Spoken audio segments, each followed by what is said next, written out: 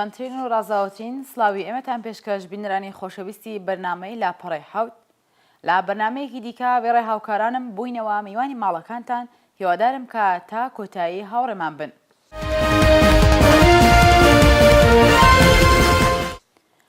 لە ڕۆژانی ڕابردوودا لە دوای هێرشی چەکدارانی دەوڵەتی ئیسلامی بۆ سەرشاری کۆبانێ هەوڵانە نەتەوەیەکان بۆ بەرپەرشدانەوەی ئەو هێرشانە دەستی پێکردووە.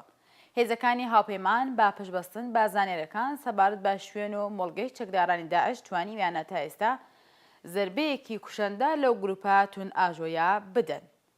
ئەو هێرشانە هەرچەند لە دوای گەماڕۆدانی کۆبانێ لەلایەن داعشەوە دەستی پێکرد، بەڵام تا ئێستا توانیوێتی لە بەرەو پێچوونی زیاتری داعش بەرگری بکات و هیوا بەخش بووە بۆ بەرگریکارانی شاری کۆبانێ.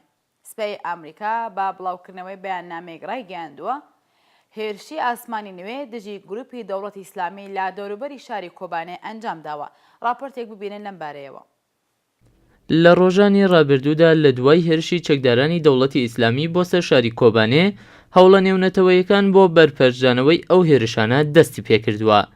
هێزەکانی هاوپەیمان بە پشتبەستن بە زانیاریەکان سەبارەت بە شوێن و مۆڵگەی چەکدارانی داعش توانیویانە تا ئێستا زەبرێکی کوشەندە لەو گروپە تونداژۆیە بدەن. ئەو هێرشانە هەرچەند لە دوای گەمارودانی کۆبانێ لەلایەن داعشەوە دەستی پێکرد، بەڵام تا ئێستا توانیوێتی لە بەرەو پێشچوونی زیاتری داعش بەرگری بکات و هیوا بەخش بووە بۆ بەرگریکەرانی شاری کۆبانێ. سوپای ئەمریکا بە بڵاوکردنەوەی بەیاننامەیەک ڕایگەیاندووە هێرشی ئاسمانی نوێ دژی گروپی دەوڵەتی ئیسلامی لە دەوروبەری شاری کۆبانێ ئەنجام داوە. لە بەیاننامەیەکی بڵاوکراوە لەلایەن سوپای ئەمریکاوە هاتووە بۆمبەفکەنە ئەمریکایەکان 9 ئامانجی گروپی تەرۆریستی داعشیان لە باشووری کۆبانێ بۆردمان کردووە. ئەمریکا دەڵێت هێزێکی گەورە لە هێزەکانی گروپی تەرۆریستی دەوڵەتی ئیسلامی و 2 هێزی بچووک لە باکووری کۆبانێ کەوتونەتە بەر ئامانجی بۆردمانەکان. لە لایەکی دیکەوە هاوکات بە پەرەسەندنی بۆردمانەکانی ئەمریکا راپۆرتەکان باز لەوە دەکەن کە هێزە کوردیەکان کە لە شاری کۆبانێ بەرگری دەکەن هێشتا بەشگەلی زۆری شارەکە کۆنتڕۆڵ دەکەن. کۆبانێ لە نزیک سنووری تورکیە و سووریە هەڵکەوتووە و ماوەیەکە کە وەکو سەنبۆلی ڕوبەڕووبوونەوە لە بەرابەر گروپی تەرۆریستی دەوڵەتی ئیسلامی باسی لێ دەکرێت. بەرپرسانی نظامی ئەمریکا دەڵێن کە هێرشە ئاسمانیەکان بەتەنیا بەرگری لە ڕووخانی ئەو شارە ناکەن. سەرەڕای ئەمە لە ماوەی چەند ڕۆژی ڕابردوودا هێرشە ئاسمانیەکانی ئەمریکا لە بەرگری لە کۆبانێ پەرەیسەندووە. شەڕ لە شاری کۆبانێ لە کاتێکدایە کە سەرەڕای وتوێژەکانی ئەمریکا لەگەڵ تورکیا ئەو وڵاتە بە ئاشکرا دەستێوەردانی نظامی بۆ یارمەتی بە شاری کۆبانێ ڕەت کردەوە. مەولود چاوژوغلو وەزیری دەرەوەی تورکیا ڕایگەیاندووەکە ناتوانرێت چاوەڕوانی ئەوە بکرێت کە تورکیا دژی گروپی دەوڵەتی ئیسلامی هەوڵی نظامی بەڕێوە بەرێت. هەروەها چاوشوغلو ڕۆژی پێنجشەممە لە دوای وتوێژ لەگەڵ فەرماندەی نوێی ناتۆ خوازیاری دروستکردنی ناوچەی دژەفڕین لە باکووری سووریە بوو. چەکدارانی داعش چەند حوتویەکە کە دەوروبەری شاری کۆبانەیان داگیر کردووە و تێکەڵچوونە قورسەکان لەو ناوچە بەردەوامە. دەوترێت کە چەندین بەش لەو شارە لەدەست ئەو گروپەدایە. لە لایەکی دیکەوە گوتەبێژی وەزارەتی دەرەوەی ئەمریکا ڕایدەگەیەنێت چاوەڕێی ئەوە ناکەین هیچ وڵاتێک بەتەنیا کێشەی کۆبانێ چارەسەر بکات یاخود ڕوبەڕووی هەڕەشەکان ببێتەوە، هەمومان بەیەکەوە کار دەکەین. جێنساکی گوتەبێژی وەزارەتی دەرەوەی ئەمریکا ڕۆژی هەینی دەی 2014 لە کۆنفرانسی ڕۆژانەی خۆیدا لە واشنگتۆن لەبارەی ڕۆژی کۆبانێوە ڕایگەیاند تورکیاش ڕۆڵێکی هەیە و دەمانەوێت قسەیان لەگەڵ بکەین، ئاخۆ نیازیان چییە و توانایان چەندە، هەروەها بۆ ئەوەی بزانین دەیانەوێت چی بکەن. ساکی بە پێویستی زانی بۆ ڕاگررتنی توانە سەربازیەکانی داعش لەسەر کۆبانێ هەنگاو بنرێ و لەو بارەیەوە گوتی هەریەکە لە ژەنەراڵ جۆن ئالن نوێنەری ئەمریکا لە هێزی هاوپەیمانان و برێت ماگۆرگ یاریدەدەری ڕاوێژکاری وەزارەتی دەرەوەی ئەمریکا بەڕوونی باسی ئەم پرسیان کردووە. گوتەبێژی وەزارەتی دەرەوەی ئەمریکا گوتیشی وڵاتانی نێو هاوپەیمانی نێودەوڵەتی هیچ داواکاریەکیان نەبووە و هاوکات ئەرکەکە بەسەر وڵاتان دابەش نەکراوە. قسە لەگەڵ تورکیە دەکەین لەبارەی هاوکاری سەربازی ئەو وڵاتە، ڕاگررتنی پارەدارکردنی ئەو گروپە، ڕێگرتن لە دزەکردنی چەکدارانی بیانی و سڕینەوەی پەیوەندی ئایدئۆلۆژیایی. تورکیا هەموو ئەو توانایانەی هەیە و لەو بوارانە قسەی لەگەڵ دەکەین. هاوکات شەمانۆزی ڕزبەل لە بەیاننامەیەکدا یەکێتی ئوروپا ڕایگەیاندووە کە پێویستە مەترسی گروپی داعش لە ناوچەکە نەهێڵدرێت و بە زووترین کات لەناو ببرێن. هەر لە بڵاوکراوەکەدا هاتووە ئێمە لە ناخەوە نیگەرانین بە بارودۆخی ئەمنی و مرۆیی شاری کۆبانێ و گەشت ناوچە کوردیەکانی وڵاتی سووریا کە ماوەی زیاتر لە 3 حوتووە لەژێر هێرشی چەکدارانی داعشن. لە بەشێکی دیکەی بەیاننامەکەدا هاتووە خەڵکی کۆبانێ ئازایەتی خۆیان بۆ کۆمەڵگەی نێودەوڵەتی سەلماندووە و توانیویانە بە هەر شێوەیەک بێت ڕوبەڕووی ئەو چەوسانەوەیە ببنەوە. لە درێژەی بەیاننامەکەی یەکێتی ئوروپا داوا لە تورکیە و وڵاتانی ئوروپا و ئامریکا دەکات ڕێگە چارەیەک بدۆزنەوە بۆ بنبڕکردنی مەترسی داعش. بەڵە بەڕێزان ڕاستی ئەوەیە کە دەکرێت بەشداری هاوپەیمانان لە شەڕ دژی داعش وە لا دەوروبەری کۆبانەیە لە 3 ڕەهەندەوە بدەینە بەرباس و لێکۆڵینەوە. یەکەم نەبوونی بەرژەوەندی هاوبەش و هاوتەریب لە نێوان لایەنەکان و وابوونی هاوکێشەگەلی ئاڵۆز لەو پرسەدا وای کرد کە هاوپەیمانان و بەتایبەت ئامریکا بە کەمتەرخەمیەوە سەیری ڕووداوەکانی کۆبانێ بکەن. جیاوازی بەرژەوەندی ئەو لایەنە بوو بەهۆی ئەوەی ئامریکا لە داڕشتنی استراتیژی شەڕ دژی داعش بە وتەی بەرپرسانی باڵای ئەو وڵاتە لە یەکەم هەنگاودا کەوتنی کۆبانێ ڕەچاو نەکات و گرنگی بە شوێنەکانی دیکە بدات. لەم نێوانەدا دەتوانین ڕۆڵی تورکیا وەکو هاوپەیمانێکی گەورەی ئامریکا لە بەرچاو نەگرین، بەتایبەت ئەوەی کە ئامریکا هەوڵی ئەدا لەم پرسەدا ئەنکاراش بەشدار بکات یا لانیکەم تورکەکان ڕازی بکات. بەڵام ڕۆنا تورکیا بەهۆی بەرژەوەندیەکانی خۆی و دەرەنجامە مەترسیدارەکانی بۆ سەر بەرژەوەندیەکانی خۆی ئامادە نەبوو بەرگری لە کۆبانێ بکات و دیارە خەڵکی کۆبانێ تەنیا قوربانی ململانی نێوان لایەنەکانن. دوو لە کەمدا فشاری ڕای گشتی جیهان و دەنگدانەوەی بەربڵاوی بارودۆخی کۆبانێ لە مێدیا جیهانیەکان بوو بەهۆی ئەوەی کە ئامریکا هەندێک گۆڕانکاری لە استراتیژی خۆی ڕەچاو بکات و گرنگێکی زۆرتر بداتە بەرەکانی شەڕ لە کۆبانێ. بەتایبەت ئەوەی کە بەوتەی کارناسان واشنگتۆن ئەزمموی تاڵی شاری سەربرستانی وڵاتی بۆسنەی لە ساڵەکانی 90 لە بەردەستدا هەیە. لەو کاتەدا بەهۆی کەمتەرخەمی ئەمریکا 8,000 بۆستانی لەو شارەدا بەدەستی سێربەکان کوژراون کە تاکو ئێستاش ڕخنە لە کەمتەرخەمی ئەمریکا دەگرن. و خاڵی سێهەم ئەوەی کە هاوپەیمانان گەیشتونەتەوە دەرەنجامەی کە کەوتنی شاری کۆبانێ بە مانای گۆڕانی هاوکێشەکان و هەلومەرجی بەرەکانی شەڕە بە قازانی تەرۆریستان، واتە هەم وڕێی هێزەکانیان دەباتە سەر و هەم لە ڕووی پرۆپاگەندەوە سەرکەوتنە بۆ داعش. جگە لەوەش توانای مانۆڕی تەرۆریستان دەباتە سەر و تێچووی درێژەی شەڕ لەگەڵ ئەو هێزە تا ڕادەیە کاریگەری زیاد دەکات. بۆیە چاوەڕوان دەکرێت هاوپەیمانان بەبێ گوێدان بەخواستی تورکیان نەهێڵن کۆبانی بە تەواوەتی بکەوێتە دەستی داعشەوە. و هەواڵێکی دیکە لەسەر داعش و ئەوە نزیک بە 1 مانگە کە شاری کۆبانێ لە ڕۆژئاوای کوردستان لە 3 لاوە کەوتۆتە گەماڕووی چەتە تروریستەکانی داعشەوە بە شێوەیە کە بۆی هەیە و ئەگەری کەوتنی ئەو شارە دیسان کارەساتێکی مرۆیی بخۆڵقێنێت و جارێکی دیکە گەلەکەمان بەدەستی هێزەکانی تاریکی لەگەڵ ڕەشکوژی و جنوسایتێکی دیکە بەرڕوو ببنەوە. ئەگەرچی لەم دوایانەدا و لەلایەن هێزە هاوپەیمانەکانەوە هێرشی ئاسمانی کاریگر کراوەتە سەر مڵگەکانی داعش و تا ڕادەیەکی زۆر بەر بە پێشچوونیان گیراوە، بەڵام شەڕ هەر بەردەوامە و شۆڕژگەرانی کورد بە کوڕ و کچەوە بە تەواوی هێزەوە بەرگی لە شارەکە دەکەن و تا ئەم ساتە ئیزنیان بە چەتەکانی داعش نەداوە کۆبانێت داگیر بکەن. بارودۆخی کارەساتباری کۆبانێ شەپۆرێک لە هاوسۆزی و هاوخەمی لە نێوان خەڵک و جیهان و تایبەت گەلی کورد لەگەڵ خۆی خوڵقاند کە لەم نێوانەدا هاوسۆزی و پاڵپشتی گەلی کورد لە ڕۆژهەڵاتی کوردستان دەنگدانەوە و ڕەنگدانەوەی تایبەت بەخۆی هەبووە و جێگای باس و لێوردبوونەوەی زیاترە تا ئەو جێگایی کە خۆپیشاندانەکانی ڕۆژهەڵات بۆ پاڵپشتی لە خەڵکی کۆبانێ لە ورمێ هەتا ئیلامی لەخۆ گرتەوە و هەمووی گەلی کوردی یەکدەنگ و هاو هەڵوێست هێنایە سەر شەقامەکانەوە. بەڕێزان راپۆرتێک ببین و دێمەوەلاتان. زیاتر لە 12 شاری کوردستانی ئێران و چەندین شاری گەورەی ئێران وەکو تاران شایەتی خۆپیشاندانی شارۆمەندان بە نیشانەی پشتیوانی لە خۆڕاگری کۆبانێ بوون. بە پێی راپۆرتەکان لە ماوەی چەند ڕۆژی ڕابردوودا و هەروەها ڕێکەوتی هەفتەی ڕەزبەر و هەینی 18 ڕەزبەر هەزاران شارۆمەندی کورد ڕژاونەتە سەر شەقامەکان و بە دەربڕینی بێزاری خۆیان لە تیرۆریزم خوازیاری دژەکردەوەی جدی بە دژی داعش بوون. بەپێی ئەو هەواڵانە کە بڵاو کراونەتەوە تێکەڵچوون لە نێوان هێزەکانی کۆماری ئیسلامی و شارۆمەندانی کورد برینداری لێکەوتوێتەوە و چەندین کەسیش تا ئێستا دەستگیر کراون. پیرانشار، سنا، مەریوان، سەردەشت، بۆکان، سەقز، کرماشان، پاوە، ڕەبەت، جوانڕۆ، مەهاباد، بانا، ورمێ و هەروەها تاران، تەورێز، هەمەدان و شیراز و چەندین شوێنی دیکەی ئەو شارانن کە خۆپیشاندان تێیاندا بەڕێوە چووە. هەر لەو پەیوەندەدا و بۆ جاری چەندەم خەڵکی شاری سنا بۆ پشتیوانی لە خەڵکی کۆبانێ هاتوونە سەر شەقام و لە دەوروبەری مەیانی ئێقباڵ و چەند گەڕێکێکی دیکە ئەو شارە بە دروشمەکانی کۆبانێ تەنیانیا کۆبوونەوەی ناڕەزایەتیان بەڕێوە برد. هاوکات لەگەڵ کۆبوونەوەی ناڕەزایەتی خەڵکی شاری سنا، خەڵکی شاری سەقزیش بە کۆبوونەوەیەکی بەربڵاو لە پارکی مەولەوی کورد و دەوروبەری بە لە بەرچاوگرتنی کەشێکی ئەمنی لەو شارە کە لەلایەن هێزە سەرکوتگەرەکانی کۆماری ئیسلامی پێکاتبوو ناڕەزایەتی بەربڵاویان دش بە کردەوە نامرۆڤانەکانی داعش دەربڕی و پشتیوانی خۆیان بۆ کۆبانێ دووپات کردەوە. هەر لە پەیوەند بە هاوخەمی دەربڕین بۆ پشتیوانیکردنی خەڵکی شارەکانی کوردستان، خەڵکی شاری بۆکان بۆ جارێکی دیکە هاتنە سەر شەقام و دژی گەمارۆدانی خەڵکی کۆبانێت دروشمیانداوە و دەنگی هاوهەڵوێستی و یەکڕێزی خۆیان لەگەڵ خەڵکی خەباتگێڕی کۆبانێت دەربڕی.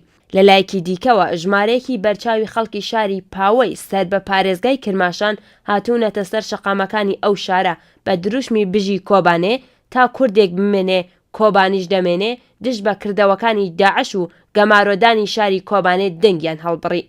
جێگەی ئاماژەیە خەڵکی شاری مەریوانیش بۆ جارێکی دیکە ئامادە بوون بێنە سەر شەقامەکانی ئەو شارە، بەڵام ڕژیم و بەگشتی هێزە نظامیەکان و لیباس شەخسیەکانی کۆماری ئیسلامی کەشێکی ئەمنیان بۆ خەڵکی ئەو شارە خوڵقاندووە و بەپێی هەواڵەکان ڕۆژی چوارشەممە 16 ڕەزبەر هێزە سەرکوتگەرەکانی کۆماری ئیسلامی هێرش دەکەنە سەر خەڵکی ئەو شارە و دەیان کەس لە ناڕازیان لەو ڕێپەیوانەدا دەست بەسەر دەکەن. وەک باز دەکرێت ناوی سێ کەس لە شارۆمەندە گیراوەکان بریتین لە دانا نەباتی، ئستۆران شێخول ئیسلامی و فایق وەلیدی. بە وتەی سەرچاوەیەک سەرجەم دەست بەسەرکراوەکانی مەریوان هەڕەشەی ئەوەیان لێکراوە کە نابێ خۆپیشاندان وەڕێ بخەنەوە. جێگەی باسە لە شارەدەی قڕوچیای سەر بە شاری دێولان خەڵکی ئەو ناوچەیە بە هەڵواسینی پلاکارد ناڕەزایەتی خۆیان لە دژی کۆماری ئیسلامی و داعش دەربڕیوە. لە درێژەی خۆپیشاندانەکان بۆ پشتیوانی لە کۆبانێ خەڵکی شاری ورمێ هاتنە سەر شەقام و بە شێوەیەکی بەربڵاو دژی هێزەکانی داعش دروشمیان بەرز کردەوە و هاوکات وەک هەواڵەکان باسی دەکەن 4 کەس لە شارۆمەندانی ئەو شارە گیراون. هەر لە پەیوەند بەهاتنە سەر شەقام بۆ پشتیوانی لە کۆبانێ و دژایەتی لەگەڵ گەمارۆدانی ئەو شارە خەڵکی شاری ڕەوانسەریش هاوکات لەگەڵ زۆربەی شارەکانی دیکەی کوردستان ژمارەیەکی بەرچاوی خەڵکی ئەو شارە دوانیوەڕۆی 7 ڕەزبەر دەستیان لە کار کێشاوەتەوە و بۆ پشتیوانیکردنی کۆبانێ هاتوونەتە سەر شەقام. لە هەمان کاتدا خەڵکی شاری بانە بە شێوەیەکی بەربڵاو و دەنگیان بۆ خەڵکی کۆبانێ دەربڕیوە. خۆپیشاندانی هاوڵاتیان لە بۆکان، مەهاباد و ڕەبەتیش لەگەڵ دژەکردەوەی هێزە نزامیەکان بەرەو ڕوو بووەتەوە و بە تونند و تیژی کێشراوە و بەپێی دوایین هەواڵەکان تا ئێستا چەندین کەس دەستگیر کراون.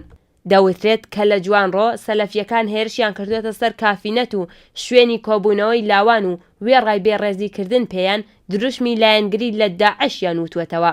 لە ڕۆژانی ڕابردووش کۆبوونەوە خۆپیشاندانی لاوانی مەهاباد لەگەڵ تێکەڵچوونی هێزە ئینتیزامیەکان بەرەو ڕوو بوویەوە و لە ئەنجامدا بڵاوە بە هاوڵاتیان کراوە. ڕۆژی چوارشەممە ڕێکەوتی 16 ڕەزبەر ژمارەیەک لە خوێندکاران و شارۆمەندانی کوردی شاری تاران بە نیشانەی ئەحتراز بە کردەوەکانی داعش و کوشتاری خەڵکی بێتاوان لەبەر دەرگای دەفتەری ڕێکخراوی نەتەوە یەکگرتووەکان لەو شارە کۆبوونەوە و خۆپیشاندانیان بەڕێوە بردبوو. هەر بەپێی بەرنامەی لە پێشدا داڕێژدا و شاری شنۆش پەیوەست بە وتنەوەی دروشمی کۆبانێ تەنیان نییە بووە. هەروەها بڕیار بوو پشتیوانی لە کۆبانێ بۆ 4م ڕۆژ لە زۆربەی شار و شارۆچەکانی کوردستان خۆپیشاندانێکی جەماوەری لەژێر ناوی کۆبانێ بەتەنیا مەهێڵن بەڕێوە بچێت. خۆپیشاندانە جەماوەریەکانی کوردستانی ڕۆژهەڵات کە بە نیشانەی ناڕەزایەتی لە بێدەنگی کۆمەڵگای نێودەوڵەتی سەبارەت بە گەمارۆدانی کۆبانێت لەلایەن داعش بەڕێوە دەچن. ئێستاش لە زۆربەی شارەکانی ڕۆژهەڵات و پارچەکانی تری کوردستان درێژەی هەیە. ئەو خۆپیشاندانە بە دەستپێشخەری چالاکانی مەدەنی کوردستانی ڕۆژهەڵات بەڕێوە دەچن و لە هەندێک لە شارەکان بەرپرسانی ئیدارەی ناوچەکە پشتیوانی خۆیان بۆ بەڕێوەچوونی خۆپیشاندانێکی هێمنانە دەربڕیوە. بەڵام خۆپیشاندانەکان لە هەندێک ناوچەدا گرژیان لێکەوتوێتەوە بەو هۆیەوە ژمارەیەک خۆپیشاندەر دەستگیر کراون. ڕۆژی هەینیش خۆپیشاندانێکی بەربڵاو لە شارەکانی کوردستان بەڕێوە چوو. بەپێی دوایین راپۆرتەکان ڕۆژی هەینی کامێرانیش پەیوەست بوو بە ڕیزی ئەو شارانەوە کە پشتیوانی خۆیان لە کۆبانی دەربڕی بوو بە هاتنە سەر شەقامی خەڵک لەو شارە دەنگی خۆیان بەرز کردووە و خوازیاری پشتیوانی کۆمەڵگای نێونەتەوەی لە شارەکانی کۆبانێ بوون. دروشمی سەرەکی سەرجەم خۆپیشاندەران لە شارەکانی کوردستانی ئێران کۆبانێ تەنیان نییە بووە. ڕنگدانەوەی ڕووداوەکانی کۆبانێ لە میدیا جیهانیەکان و هەروەها لە ئاست خەڵکی کوردستان. ڕاستی ئەوەیە زۆربەی میدیا بەناوبانگەکانی جیهان دوای ماوەیە کەمتەرخەمی بە ئەنقەست بێدەنگی خۆیان سکاند و هەوڵیاندا ڕۆماڵی ڕووداوەکان و بارودۆخی شەڕی کۆبانێ بکەن و دیارە ئێستاش بە پەرۆشەوە سەرنج دەدەنە هەلومەرجی بەرەکانی شەڕ لەو شارەدا. ڕوونە یەکەم خۆپیشاندانی بەرفراوانی خەڵکی کورد لە سەرانسەری جیهان و دووهەم مقاومەتی کەموێنەی گەلی کۆبانێ لە بەرامبەر تروریستان وای کردکە چی دیکە میدیاکان نەتوانن بێدەنگی بمێن و خۆیانیان لێگێل بکەن. لەم نێوانەدا قارەمانێتی ژنانی لە خۆبردووی کۆبانێ جیهانی هێنایە دەنگ و دەیان میدیای بەناوبانگ ڕۆژانە باسی هێزەکانی ژنی قارەمان دەکەن کە لە ناوچەیەکی وەکو ڕۆژهەڵاتی ناوڕاست شان بەشانی پیاوان لە بەرامبەر تروریستان بەرگری لە خاک و وڵاتی خۆیان دەکەن و هەوڵ ئەدەن ژیانی خەڵک بە بەخشینی ژیانی خۆیان بپارێزن. بۆیە لە ناکاو میدیاکان ڕویان لە کۆبانێ کرد و بەم شێوەیە مقاومەتی گەلی کورد لەو شارە بوو بە بابەتێکی سەرنجڕاکێشی میدیاکان لە ئاست جیهان. لە ئاست کوردستان ئەگەرچی خۆراگری خەڵکی کۆبانێ بوو بەهۆی دروستبوونی هاوسۆزی و هاودەنگێکی کورد و کوردستانی، بەڵام دەتوانین بڵین خۆپیشاندان و پاڵپشتی گەلی کورد لە هەر چوار پارچە و بەتایبەت لە ڕۆژهەڵات سەلمێنەری ڕاستێکی حاشە هەڵنەگرا، ئەویش ئەوەی کە گەلی کورد هەرگیز ئارزومەندانە و لە کانگای دڵێوە سنوورە دەستکردەکان قبول نەکردووە و باوەڕی بەو جیاوبوونەوە زۆرە ملیۆن نەبووە. لەم نێواندا هەڵوێستی گەلی کورد لە ڕۆژهەڵات پراپڕ جێگای شانازی بۆ هەر کوردێک بوو. دیسان گەلەکەمان لە ڕۆژهەڵات سەلماندیان چەندە بەهەستی بەرپرسیارەتی بە پەرۆشەوە سەری بارودۆخی پارچەکانی دیکە دەکەن. هەڵوێستێک کە لە مێژووی ڕۆژهەڵات وێنەی زۆرە و دەسێلمێنێک کە خەڵکی ڕۆژهەڵات هەمیشە کوردی بە یەک نێتەوە و کوردستانی بە یەک وڵات زانیوە.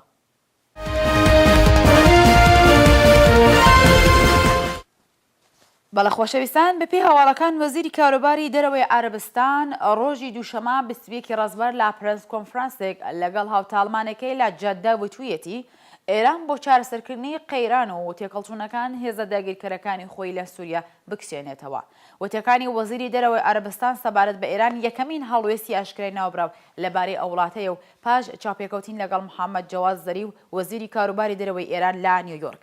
جەواز زەریف ئەو چاپێکەوتنی بە گرنگ وەسف کرد و ژمارەیەکیش لە ڕاگەیاندنە ئێرانەکان ئەو چاپێکەوتنیان وەک هەنگاوێکی گرنگ بۆ باشترکردنی پەیوەندی نێوان ئەو دوو وڵاتە باس کرد و تەنانەت هەواڵی ئەویان بڵاو کردەوە کە ئەگەری زۆرە جەواز زەریف بۆ عەرەبستان سەفەر بکات.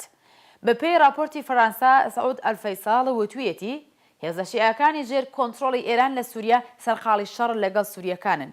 وەزیری دەرەوەی عەرەبستان ڕای دەگەیەنێت کێشەی ئێمە لەگەڵ سیاسەتەکانی ئێران لە ناوچەکەیە نەک ئەو وڵاتی ئێران و خەڵکەکەی. راپۆرتێک لەم پەیوەندەدا بینی و دێمەوەلاتان.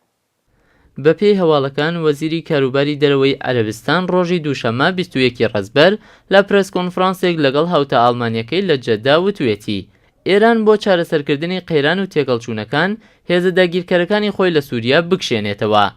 وتەکانی وەزیری دەرەوەی عەرەبستان سەبارەت بە ئێران یەکەمین هەڵوێستی ئاشکرای ناوبراو لەبارەی ئەو وڵاتەوەیە پاش چاوپێکەوتنی لەگەڵ محەممەد جەواز زەریف وەزیری کاروباری دەرەوەی ئێران لە نیویۆرک.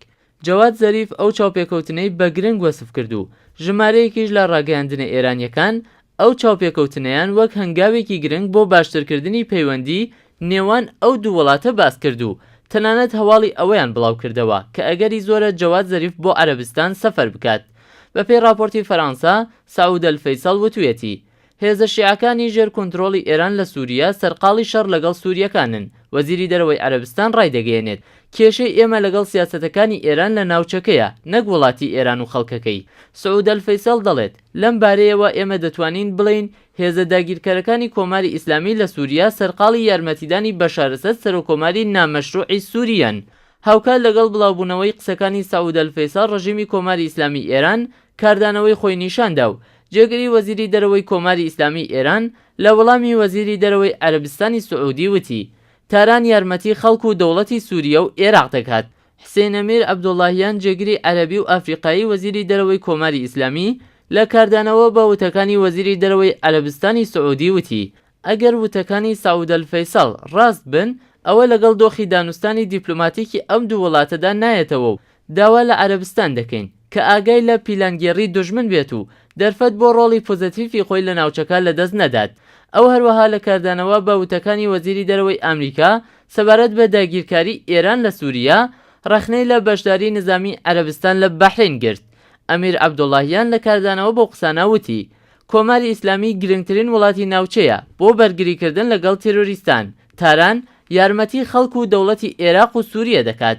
ئەوە لە کاتێکدایە کە ڕژیمی کۆماری ئیسلامی ئێران بە سەرەکیترین وڵاتی پشتیوانی تێرۆریزم ناسراوە لە جیهاندا. کێشەی نێوان عەرەبستان و ئێران تەنیا سووریە نییە، هەروەها ڕیاض کۆماری ئیسلامی بەدەستێوەردان لە کاروباری ناوخۆیی یەمەن و پشتیوانی لە شیعە حوسیەکانی ئەو وڵاتە تۆمەتبار دەکات. لە بەرامبەردا ئێران جێگیرکردنی هێزی نظامی سەعودیە لە بەحرین بە بەرژەوەندی خوازی وەهابیەت لە قەڵەم دەدات. لە عێراقیش هەردوو وڵات لە بەرامبەر یەک ڕاوەستاون و هەر یەک پشتیوانی لە لایەنێک دەکات. ئەوە لە کاتێکدایە کە بەهاتنە سەرکاری حەسەن ڕۆحانی باس لە باشتربوونەوەی پەیوەندی نێوان ئێران و عەرەبستانی سەعودی دەکرا کە لە دەورانی سەرۆکۆماری مەحموود ئەحمەدی نژاد تووشی گرژی هاتبوو. بەڵام ئەمساڵ کۆنگرەی پاریس بۆ پێکێنانی بەرەیەک دژی داعش پێکات و لەسەر ویستی عەرەبستانی سەعودی سەرەڕای میلی هەندێک لە وڵاتانی ڕۆژاوایی ئێران بۆ ئەو کۆنفرانسە بانکێش نەکرا و دەری خست کە پەیوەندی ئەو دوو وڵاتە لە پاش هاتنە سەرکاری حەسەن ڕۆحانی هەر وەک خۆی ماوەتەوە. خۆشەویستانم سەبارەت بە لێدوانەکانی بەرپرسانی هەردوو وڵاتی عەرەبستان و ئێران دەکرێت ئاماژە بە دووخاڵی بەرچاو بکەین. یەکەمەوەی کە بە شێوەیەکی نەریتی لە نێوان ئەو دوو وڵاتە ناکۆکی هەبووە و قەت بەرژەوەندەکانیان بەتایبەت لەم قۆناغەدا یەکی نەگرتووە. بەتایبەت ئەوەی کە هەردوو لە هەوڵ دەدەن خۆیان وەکو باوکی معنەوی جیهانی ئیسلام نیشان بدەن و بۆ گەشتن بەو هێژمۆنیە هەردوو لە بەردەوام یارمەتی و پاڵپشتی لە گروپەکانی سەرخۆیان دەکەن. بۆیە شەڕەقسەی لەو شێوە لە نێوان کۆماری ئیسلامی و عەرەبستان شتێکی ئاساییە. خاڵی دووهەم لە وەتەی دەسەڵاتی ئاینی لە ئێران جێگر بووە، ئاگری دژایەتی و ناکۆکی لە نێوان ئەو وڵاتە و وڵاتانی ناوچەکە گەشتر بووە. کۆماری ئیسلامی لەسەر بنەمای بیرۆکەی هەناردەکردنی شۆڕش هەوڵی داوە لە هەنگاوی یەکەم گروپە تێرۆریستە شیعەکان سەر بەخۆی چالاک بکات و لە هەنگاوی دووهەم چەندین گروپی تەنانەت سوننەی ڕادیکاڵ دروست بکات تا بە نانەوەی ئاژاوە و خوڵقاندنی قەیران و تێکدانی باری ئەمنی وڵاتانی ناوچە بە ئامانجەکانی بگات. هەر ئەوەش کۆماری ئیسلامی کردووە بە گەورەترین پاڵپشتی تەرۆریزم لە ئاست ناوچە و جیهاندا. بە واتایەکی دیکە مانەوەی کۆماری ئیسلامی گرێدراوە بە قەیران و ئاژاوا لە ناوچە و هەر ئەوەش وا دەکات کە هەرگیز نەتوانێت لەگەڵ دراوسەکانی بگاتە بەرژەوەندی هاوبەش و لەگەڵیان لەسەر بنەمای قازانجی دوولایەنە هەڵس و کەوت بکات. بۆیە وڵاتانی هەرێمەکەش هەرگیز متمانەیان بە تاران نییە و گۆڕینی دەوڵەت لەسەر کۆمارێک بۆ یەکێکی دیکە نابێتە هۆی دروستبوونی متمانە لای وڵاتانی ناوچەکە و تا کاتێک سیاسەتی بنەڕەتی کۆماری ئیسلامی وەکو جاران لەسەر بنەمای دەستێوەردان و هەناردەکردنی شۆڕشی ئیسلامی بێت ئەوە پەیوەندەکانی لەگەڵ دراوسەکان هەر گرژی و ئاڵوەزی بەخۆوە دەبینێت. بەڵێ بینەرانی خۆشەویست بەنامەکەتان پێشکەشکرا هیوادارم کە بادڵتان ببێت تا بەرنمەیەکی دیکە هەر بژین بە شادی و سەربەرزی.